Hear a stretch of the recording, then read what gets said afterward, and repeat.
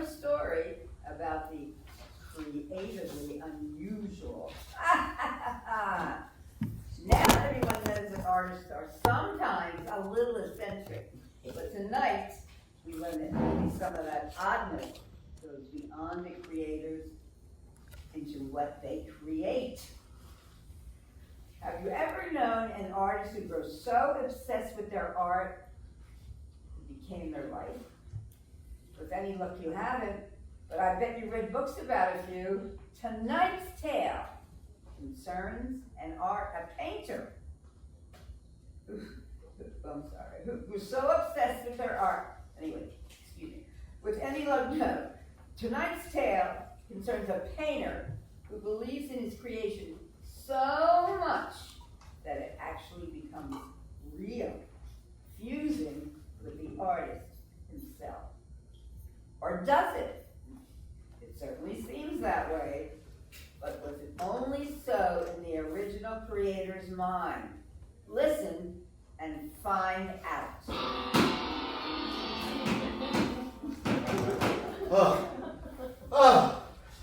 Phew! I have finally made it to the 4th floor with this big canvas. I'm out of breath. I've got to set you down for a moment, my love. Aren't they ever going to fix the building's elevator? Probably not. Not for us poor artists in our one-room studios up here.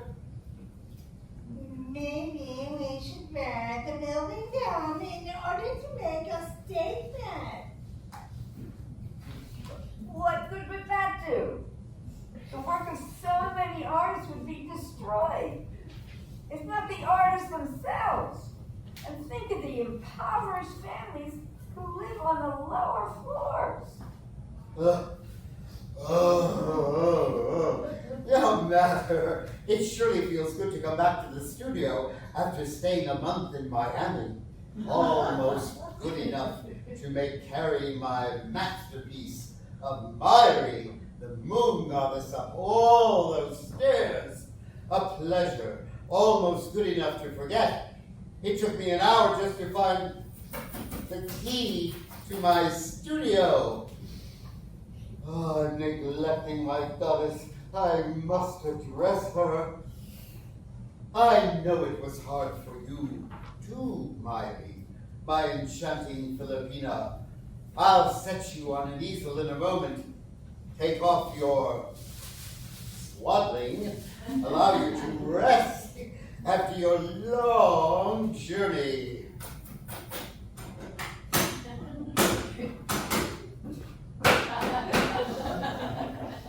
Let me lean you up against this table leg for a moment, my darling.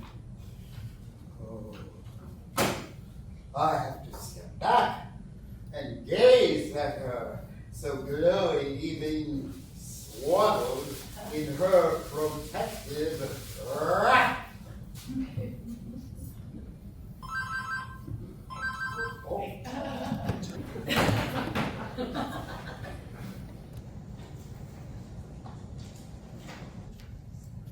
Oh, she looks so alive.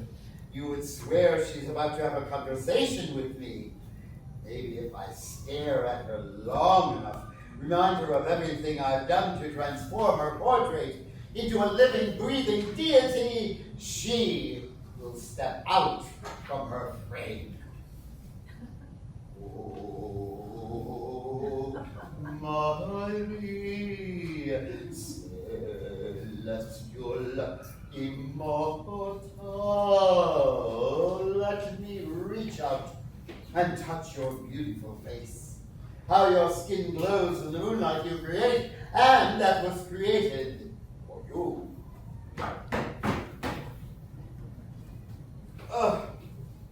I suppose I should get that. The other voices inside my head probably think so too. Mayari might wake up while this person is here after she's had such a long rest. That's the last thing I need. Be still Wait for me while I deal with this inconvenient visitor of my goddess. Oh, pretend to be nothing but a portrait.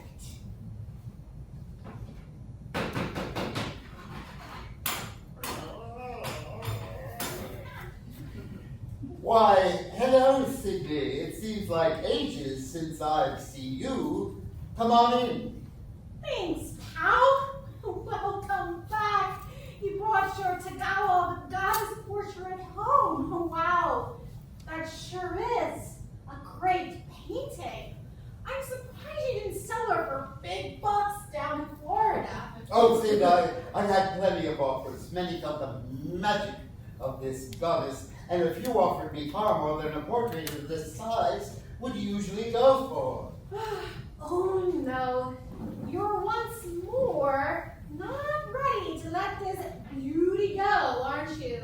You get way too attached to your work, friends. I've watched you create quite a few exquisitely beautiful goddesses, receive generous offers for them, but hold on to them until you can no longer even afford food. I don't get it, really. You always tell me it just painted itself.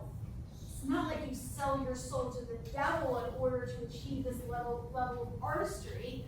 Yet you hold on to the goddess portraits like each one is a life jacket. When it comes right down to it, they're just pictures. It's like you don't think you could get a real partner, so you settle for a beautiful picture, but pal, you gotta pay your rent. I know, Sid, but this is different. Right. Time for reality now. I hope you got some business cards so that you can ship this lady off to a buyer really soon. He will never part from Mayari, you loathsome creature, never! Don't you listen to this emotionless creep. Just smile and pretend to agree. You're right, Sid. I do become entwined with my paintings. I'll only let this one go when I'm ready. Would you never, you swamp thing? Get out of our studio before we get physical! Hey, were you on the phone just a minute ago? Did I interrupt a conversation? Yes, asshole. Now my goddess. No, I was just listening to a radio commercial. Oh, see, well, time's a wasting. I better get back to work. See you rounds. Well, thank goodness that jerk is gone. She's not a very good artist. Her continued presence would have left a stain on things. Do you mean that Sidney could make us a worse artist? No, I mean a literal stain. Heavens! How would you get rid of that? Well, why haven't you ever heard of Feld's naphtha soap? Not only does Feld's naphtha eliminate grease, brass, blood, ink, and even ring around the collar, this soap gets rid of nosy artists. They will chew you just when you really don't want them to. Wow! That's amazing! Oh, that's not all. Feld's naphtha also is a great household cleaner. And it eliminates plant oil that causes poison ivy. Now that you mention it, I have heard that Phil's naphtha soap can be added to your regular laundry detergent to boost its cleaning power, and it's great for getting rid of pesky spills in the carpet. Yup, Val's naphtha soap. It's good for everything. Now let's get back to our artist and his magical goddess. But how did he imbue her with magic? And what kind of magic? My precious goddess, let me turn you more toward the light, so you can observe orbit and better radiate magnificence. So, yes, perfect, madame, you emanate such energy. Too much energy? Mayari, oh goddess, no, you are positively sparkling with, fury. Yes, I had painted exquisite goddesses before, but those were just paintings. You are so much more. Oh, Mayari, I was only trying to placate that intruder. I worship you, and only you, as far as goddesses from other cultures, mythologies go, I mean. What? I can hardly hear you. No, I only said those things so she wouldn't know of your existence. No, of course I'm not ashamed. Why then? Because Sid is a scientist, Mayari. They do unspeakable experiments to their subjects, and besides, you are mine. No, of course, all the other portraits were only paint on canvas. You are the only one for me. Mayari? Mayari? Oh, it's the silent treatment now, is it? Well, you just tried turning your back on me. Oh, this is so frustrating. I need a drink. Look. What are you drinking, mere mortal? My goddess, you speak to me. How joyful I am to hear your sweet voice. I was afraid you doubted the veracity of my adoration. I doubt the veracity of your beverage's refreshment ability, servant Ainter. We will discuss your disloyalty soon enough. For now, though, what do you drink? I have a sink, so I put some water in my glass. Water is all well and good, but does it settle your thirst in a deliciously tingling way? It does not, Mayari. What do you suggest? After that long journey up the stairs, it should be much better for you to drink a Coca-Cola. An ice-cold Coke is the best, most wholesome refreshment and energy restorer around. Well, that would be great, but I don't have a bottle of Coke with me. What? I do? Right here on my table? Oh, Mayari, you used your moon magic to summon this Coke. I will drink it with gratitude and happiness.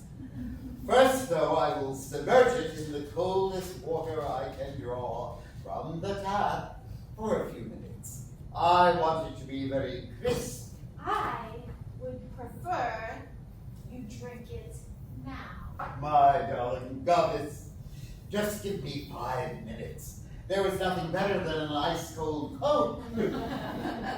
A warm one doesn't compare. I order you to drink it now. Uh-oh, trouble in the studio. I gotta hear this. Calm down, Mayari. The only difference a few minutes will make guarantees the refreshing quality of your gift. You betray me. I have studied in art school, in Florence, and in Nice. For you, I have pored over countless books, explored even more museums, and spent an infinity of hours in the studio. For you, I have visited a Centuria priestess. I have stolen and ingested a precious work of art. I have tried to sell my soul on numerous occasions.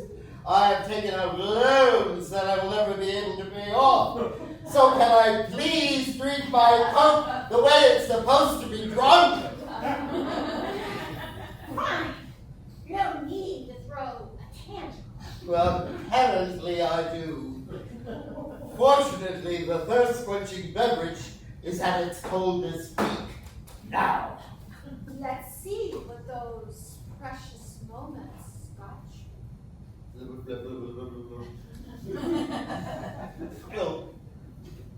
No. It certainly is tingly. Maybe a little too tingly? My throat is closing up. I can't breathe. Mayari, how could you? I love you!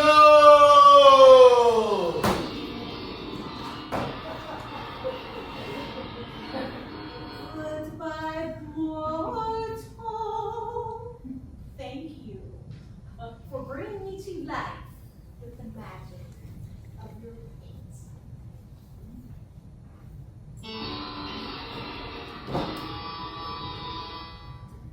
No, officer, I gave him that sealed bottle of Coke as a welcome home gift. If someone had somehow contaminated this soda and put the lid back on, wouldn't it have been flat by the time he drank it, or at least by the time I told you yesterday? You're right, ma'am. The lab results came back this morning. There were no traces of poison in that bottle. In fact, we couldn't find any poison in your friend's blood, although his body sure exhibited signs of toxicity when you found him and called the police. It must be some kind of exotic poison. Our test can't detect yet. But it certainly didn't come from the soda. You see, my partner couldn't resist taking a swig of that sparkling, refreshing Coke when we arrived on the scene, and he's not dead. How strange. Say, what are you going to do with all this paint and the Goddess of the Moon painting? Oh, that's a shame, right? To lose it all. Well, since this artist, who has no family and left no will, died what can only be classified as a natural death, for now, the art supplies as well as the painting will probably be discarded. Take it all if you like. Thanks, officer. The paint will definitely be used, I promise you that. And I will keep this painting of the moon goddess to honor my friend's memory.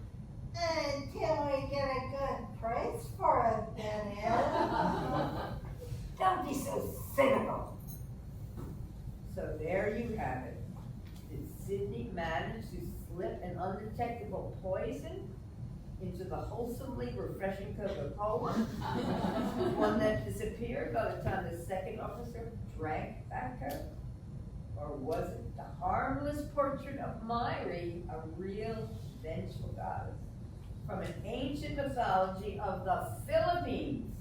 A vengeful goddess with the power to kill from her painted canvas home. Both of these options are hard to believe, but in the world of art, either could be true.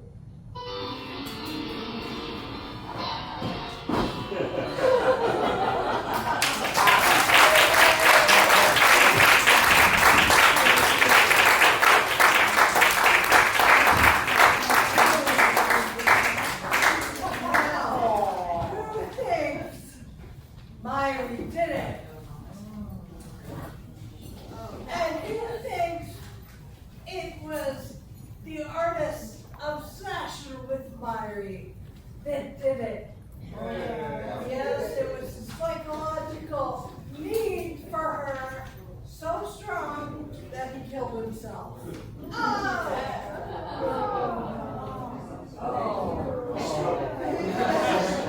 This is story of my life. You know what? The people who have been here before notice we are missing a very dear member of our troupe. One Miss Carol J. Myers, who has been in every play, all but one poetry reading. Since we began doing this, Carol could not make it this year, and so we would like to dedicate our play to her.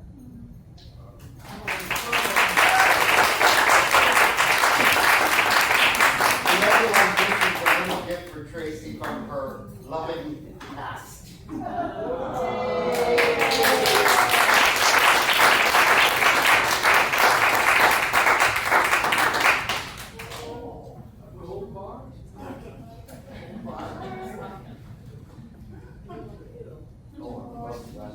Very beautiful cards.